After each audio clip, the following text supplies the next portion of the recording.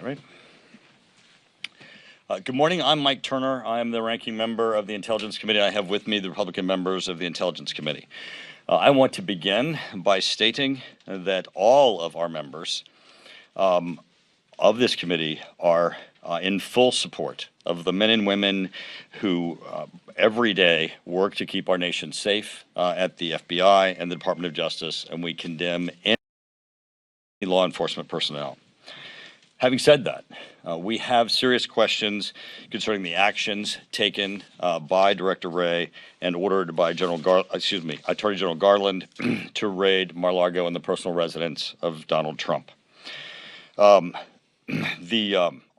of them are subject to oversight by Congress, and it is our job to ensure that they are not abusing their discretion or politicizing the powers that we have given them. Earlier this week, we requested that they disclose to our committee the national security basis upon which that they have ordered this raid.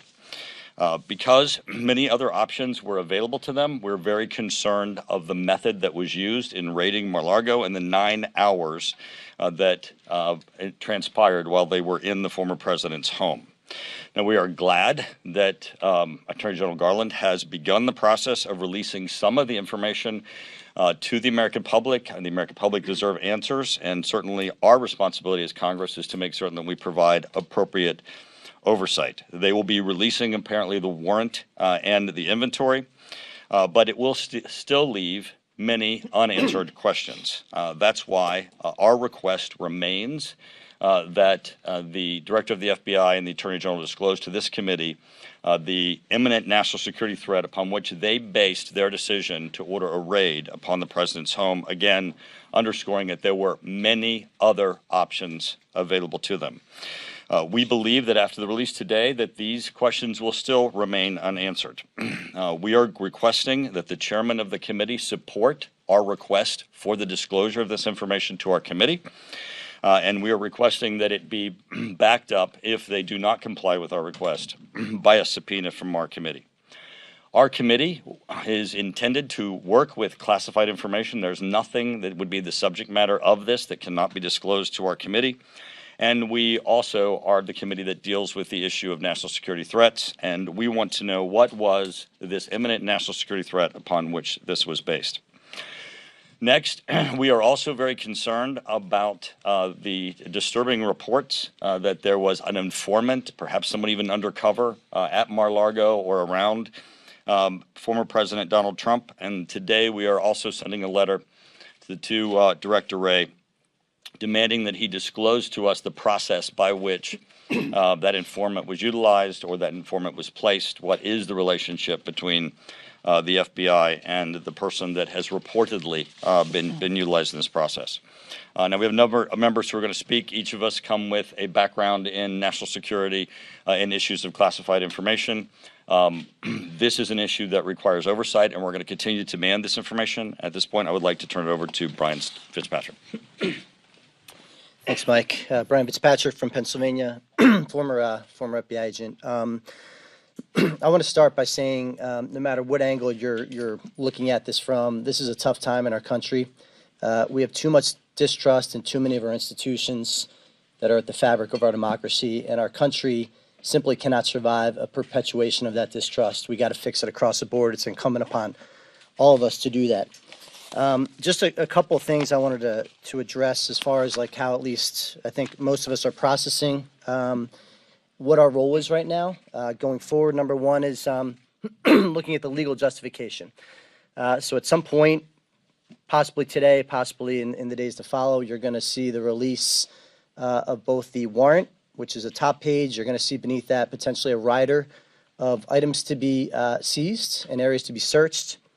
And then the property receipt that the evidence response team, the investigating agents would have filled out and returned, left a copy at the residence and returned to the court.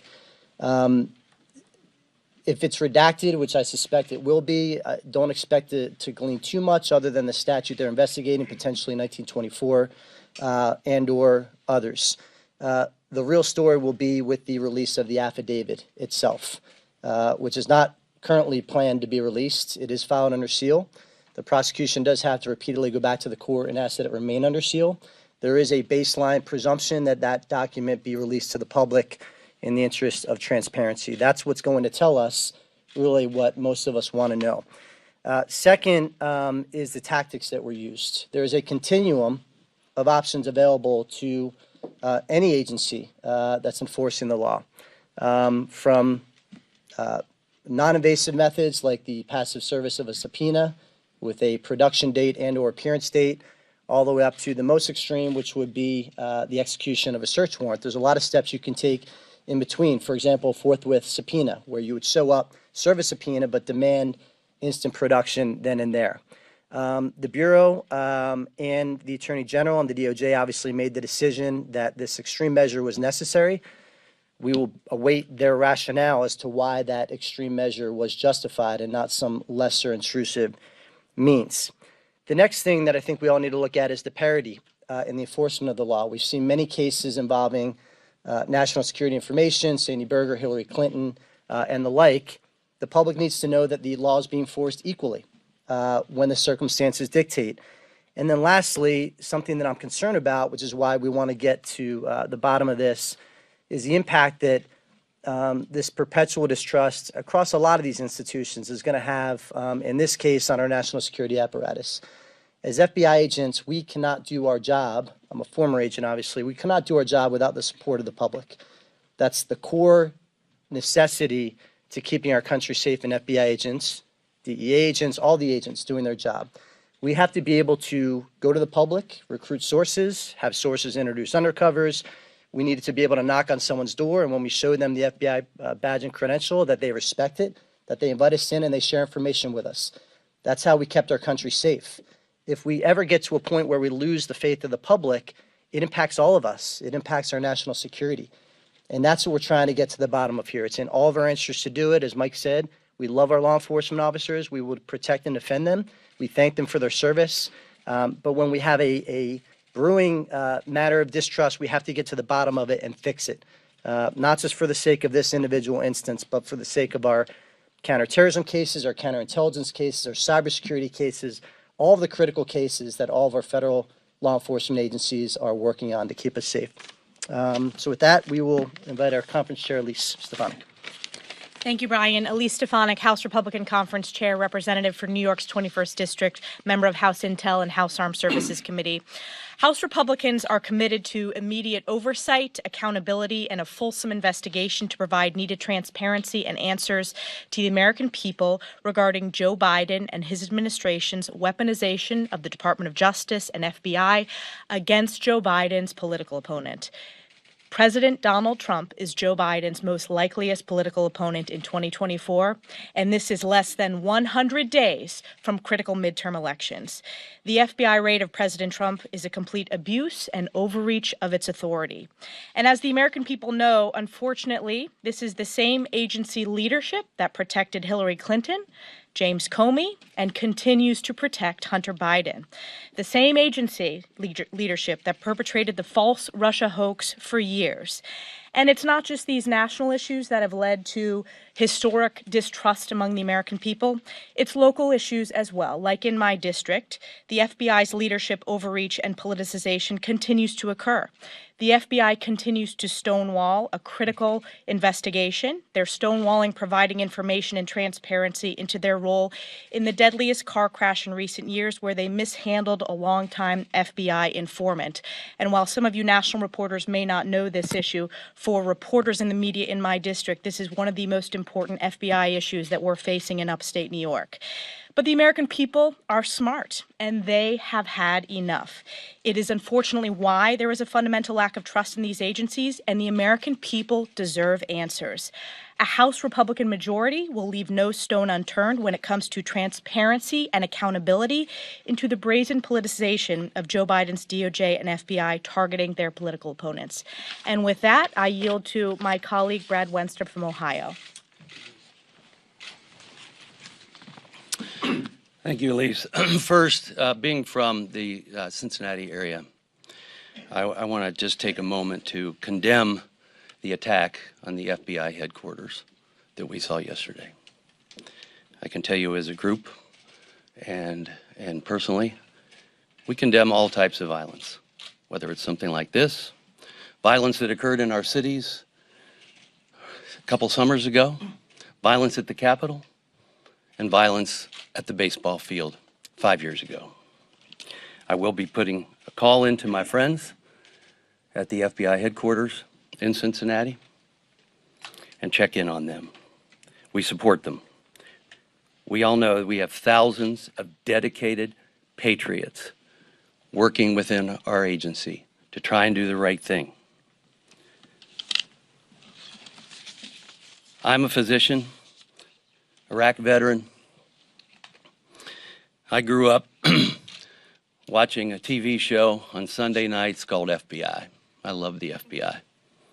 I had such respect for the FBI. But we have concerns today. We have concerns today primarily in the leadership. I'd like to say that those concerns are not the feelings of every American or the majority of Americans, but it is. It is, and I'm hearing it from both sides of the aisle. They are worried about the weaponization, the politicization of the DOJ and the FBI. This raid is unprecedented. We want answers. We deserve answers. Because you see, we are a government of the people, and we are the representatives of the people. And on behalf of our citizens, we are here to have oversight. No agency in our government is its own standalone government. Accountability must be there. Transparency must be there. I want to frame a scenario that's consistent with so much of what we were dealing with and talk about what happened at the baseball field 5 years ago. June 14th, 2017, a heavily armed assassin, clearly by his social media and other things he wrote, was motivated politically. He hated Donald Trump. He wanted to kill Republicans. He had names of Republicans in his pocket. He was outside that baseball field for 2 months watching us. Before he launched his attack, he asked 2 members of Congress that were leaving early whether this was Republicans or Democrats. Most people don't know 136 rounds were fired that day. Steve Scalise took a bullet for all of us. If he wasn't there, Capitol Police would not have been there to defend us that day. The Capitol Police were in unmarked vehicles and undercover clothing. 5 people were hit, including both Capitol Police. And it's really by the grace of God that we survived. But without them being there, you have in a situation where this man singularly could have killed 20 to 30 members of Congress and staff, changing the balance of power in the United States House of Representatives. Folks, that's an insurrection. And it was a clear assassination attempt. He came heavily armed. And I know because I was there, and so was Mr. Kelly, who you'll hear from as well. He had his hit list. He knew what he was doing. Despite all these facts, on November 16, 2017, FBI personnel came to those of us that were there and told us, we just surmise that this guy wanted to commit suicide by cop. If your jaw doesn't drop with that assessment from the FBI, it should. And as we said that day, you want suicide by cop? Pull a gun on a cop. It takes 1 bullet. It's over. 136 rounds were fired. So I tell you all that because I think it's important that you also know the scenario and also know that the FBI did not call any of the Republican members, those of us that the man tried to assassinate, in making its determination. Not one of us were questioned by the FBI, the leading investigative body in the United States of America. So you want to know why American people don't trust our institutions? It's things like this, because the decision they made defies logic.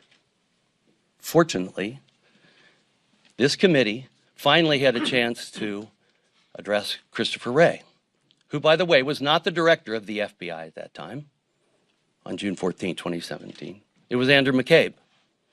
You all know who Andrew McCabe is. You know, his association with the Russian collusion hoax. We finally had Christopher Wray, after 4 years, painted the scenario and asked him how the FBI could come to that conclusion.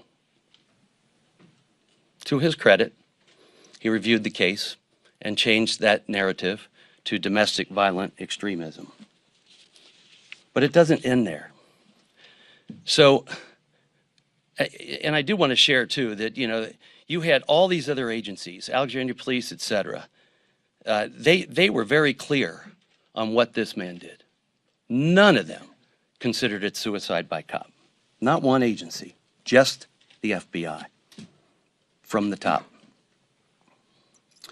We're in a situation now where we in this committee, where we have oversight, we are the entity, and as taxpayers, you all are the ones that fund this agency.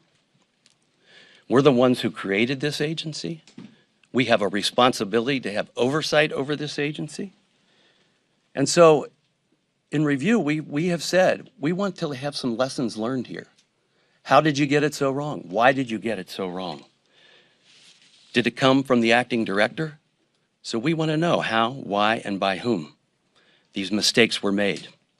We need access to the case file to answer these questions. And the FBI has been unwilling to share this file with us, which we have every right to see. These agencies serve us. They serve us, the people, not just us here, but all of those that we represent across this country. It's not the other way around. And we cannot be denied oversight by the very agencies that we created, that we fund, and that we want to trust. We want the American people to trust our agencies. So we're here to provide oversight and accountability. We need the FBI. This country needs an FBI. It's part of truth, justice, and the American way, but not when it's in the cover of darkness, and not when we don't sense honesty and transparency. We created the FBI for a reason. We want them to do their job for the reason that it was created and to work with us. And with that, I'd like to turn over to my colleague, Trent Kelly.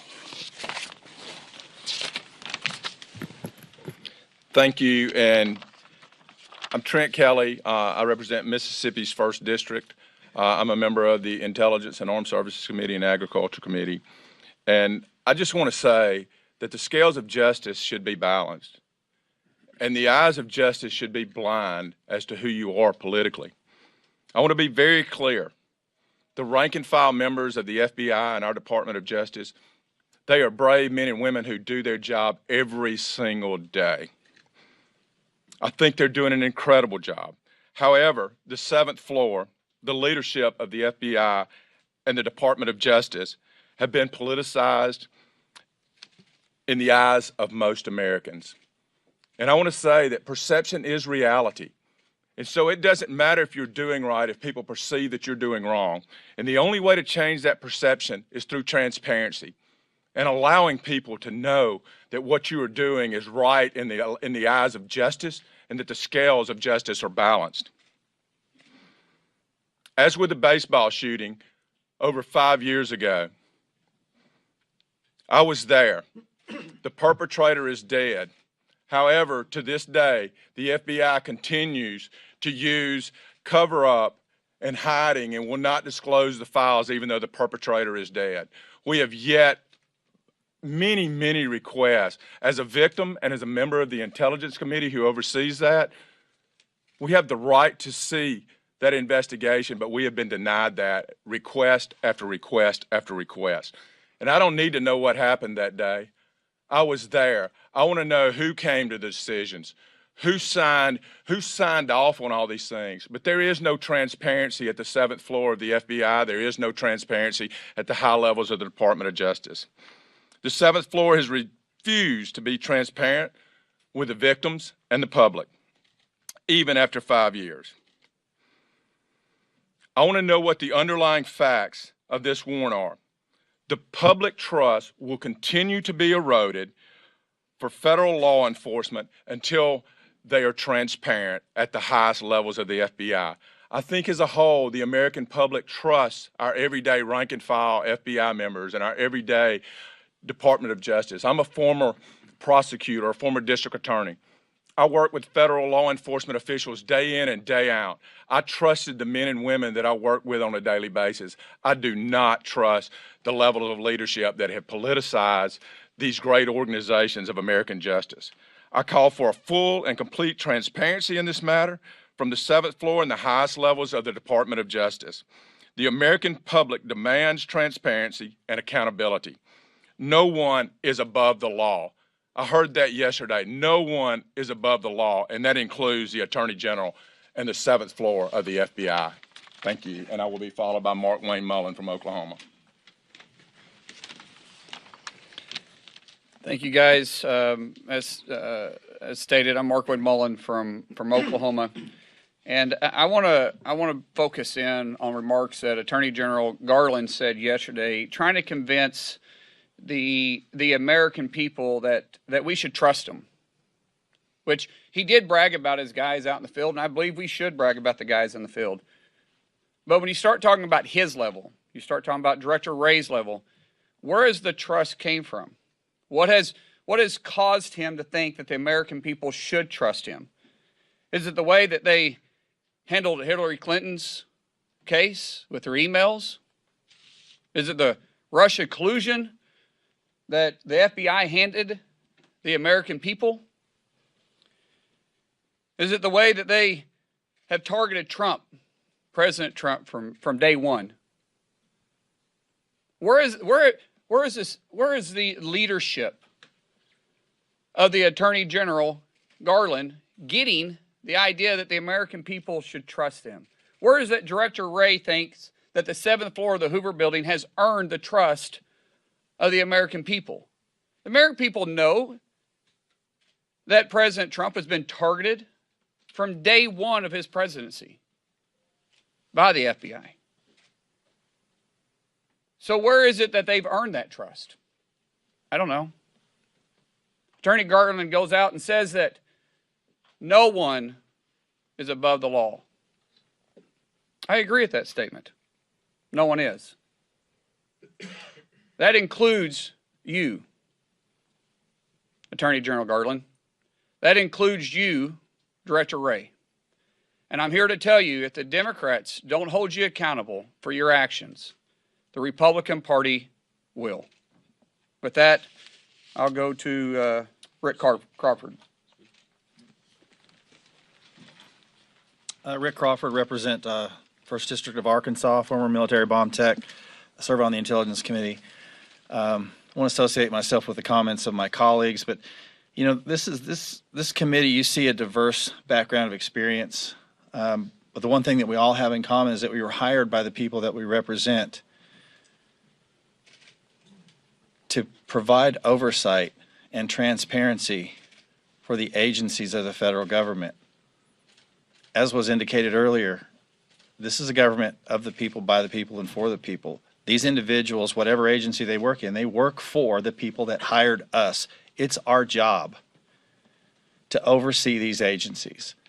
And when we make requests repeatedly of agencies to bring forth documents that we're entitled to see on behalf of the people that hired us to be here, it's a slap in the face to the American people.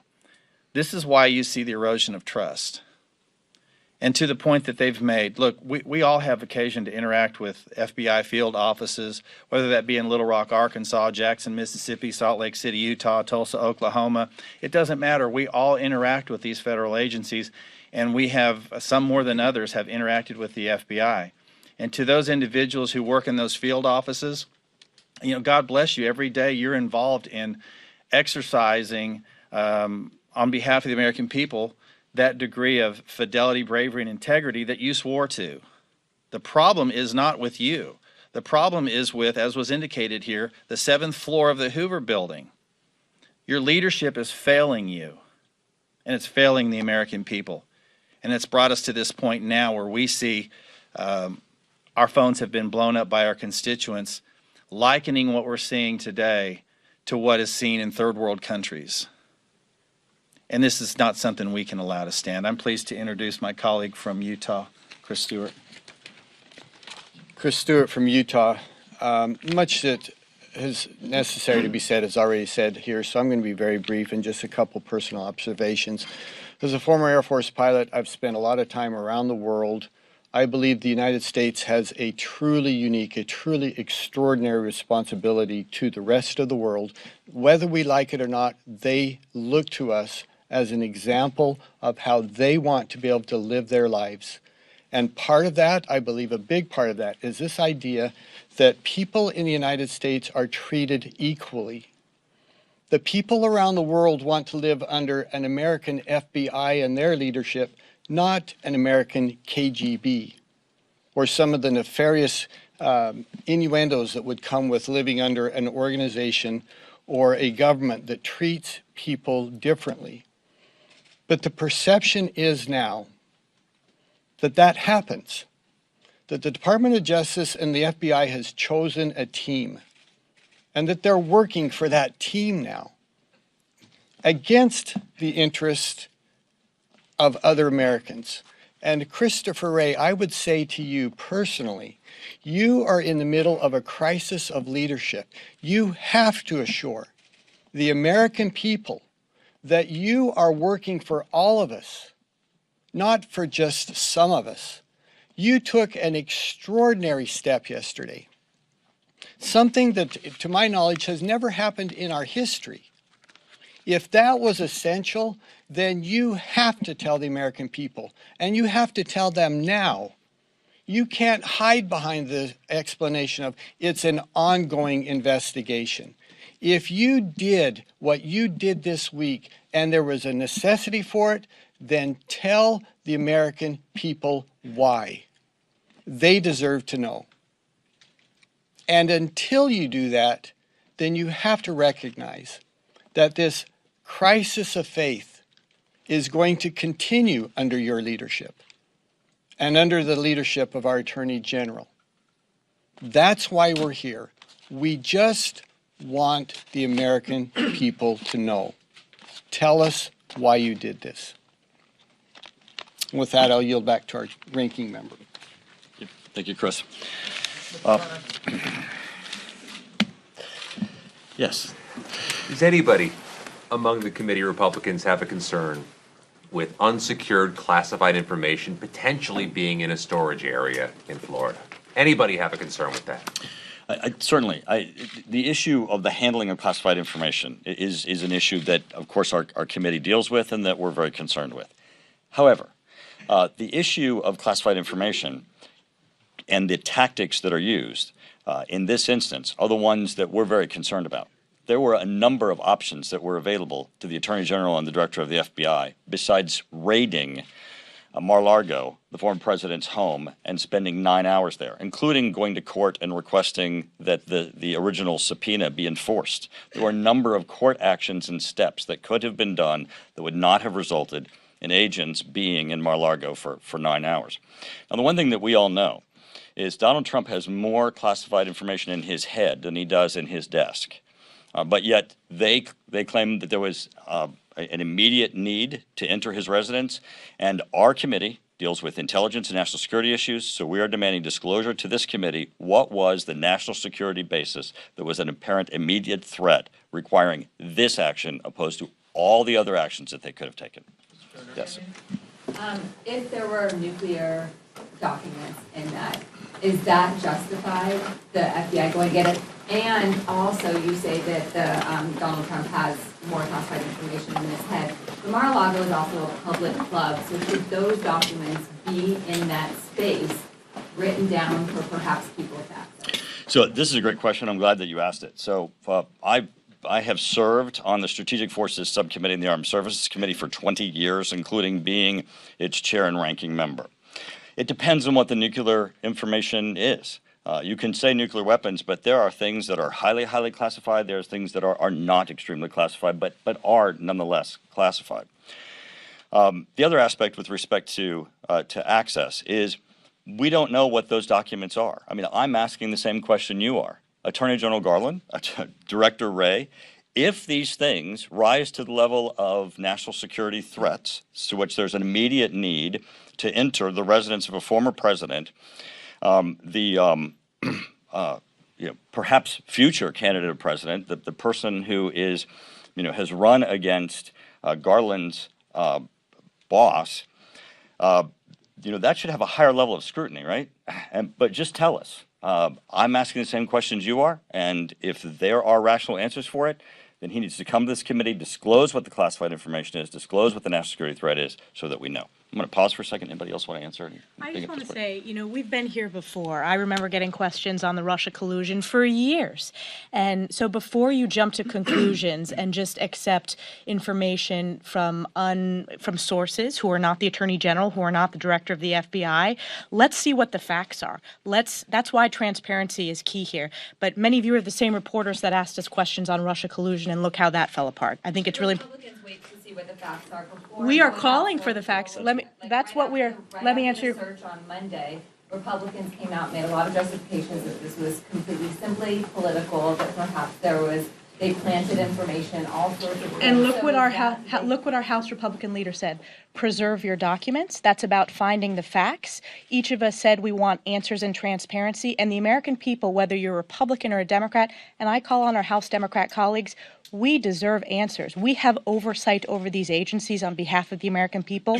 That is what we are calling for today. So before you jump to conclusions, we are asking for the answers and the facts. Let me say something on that too, if I could. I think it's naive to assume that the American people would not wonder, is this political? Of course they're going to wonder that. Look what's happened over the last 5 years. And look at the premise of most of your questions. Was it nuclear? Was it, heck, maybe it was aliens? That's the point. We don't know. We're asking them to tell us. And until they tell us, then we're going to have questions like this, and the presumption is going to be that it is political. There's a way to depoliticize this. Give us the information. And when you ask the question, you're asking the question based on things that you have seen reported. And let's go back to the Russian collusion narrative and how that was carried out. Fusion GPS, etc. If we can get one media outlet to make a statement and an accusation, whether it's true or false, in that case false, then every other media outlet started running with it. Maybe not every other, but started running with it. It's been reported, it's been reported. That's what America sees. And that's the problem. And that's why we are standing here today, not accusing anyone of anything, but wanting answers. Wanting answers, same questions you have. But keep in mind how they've proven the narrative and the way they like to work things. We have one more, and then I'm going to go to I want to point out the double standard here too. We saw that this media frenzy about supposedly classified information. Where was this same media frenzy when there was 33,000 classified emails on a server in a bathroom with Hillary Clinton? Why didn't they raid that bathroom? Why did they work with her to find out a time, a date, and what documents they could and couldn't see? Did they do the same thing here with Trump, with President Trump? All we're saying is, was it treated the same? Was the scrutiny level the same? Right now, it doesn't appear that it was. As Ranking Member Turner said, what was your options? Did you eliminate all your options? Because you sure gave Hillary Clinton all her options when it came to classified information on an email. If it's everybody is treated equal, then good on you. If not, then you have a lot of answers to answer for, or a lot of questions to answer. One thing we know is there's no question that the Attorney General ordered this raid upon President Biden's political rival, and that certainly rises to a higher level of scrutiny and certainly the need for oversight. Yes. Some of your colleagues have attacked law enforcement in the days following the news of the search, and they said they are calling to destroy or defund the FBI. I'm wondering if you guys condemn that rhetoric coming from some of your Republican We support colleagues. our men and women in uniform who are in law enforcement, and we request that anybody who's made outrageous statements like that you question them and not us, because everybody up here has made certainly very substantive conversations. I just want to ask, given that we don't know anything and we're all asking similar questions here. Right. you spend a lot of time around classified information, highly classified information. Is there a situation at all in any universe that would warrant the FBI going into Trump's residence to obtain records? I got to say, you are very correct. So I've dealt with classified information in my several decades of being here, including nuclear issues of classified information. I've been in the Oval Office talking to President Trump about issues of that were nuclear related. It would be very, very narrow of anything that just has the umbrella of nuclear weapons in it that would rise to the level of an immediate national security threat. Broadly speaking, is there any? Well, I think that's why we're asking the question. Yeah. I mean, there are a number of things that that they could show us, and I don't want to speculate on what those would be, that would obviously rise to the level of maybe you didn't have any options, but I'd be very, very, very surprised as to what those are, considering the breadth of what they could have done besides this, including going to court, trying to enforce the subpoena, demanding that the documents be produced in court, besides going into his residence and spending 9 hours. It would be, and again, also knowing that the president's deal, except in the Situation Room, largely with policy issues, it would be highly unusual for a president to have anything, even in the Oval Office, that rises to the level of an imminent national security threat. Yes. On the affidavit, I know that's not part of what's expected to be released. Is that something that you would want to be sort of publicly released, or do you kind of want the committee? It should be released to us, and it should be released to Congress. It depends on what's in it, right? But we have demanded it be released to us, and certainly there are other committees have joint jurisdiction that it should be released to also.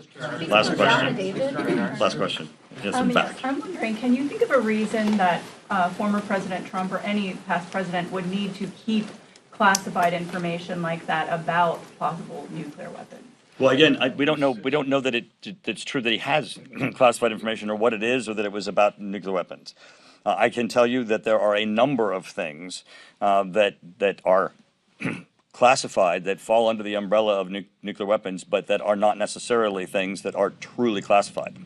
And many of them you can find on your own phone as we stand here. And if they fall within that category, they're not an imminent national security threat that would rise to the level of you have to raid Donald Trump's home and spend 9 hours there. I'm going to close with asking if there's anybody else who wants any closing comments or any additional statements. Great. Thank you very much. I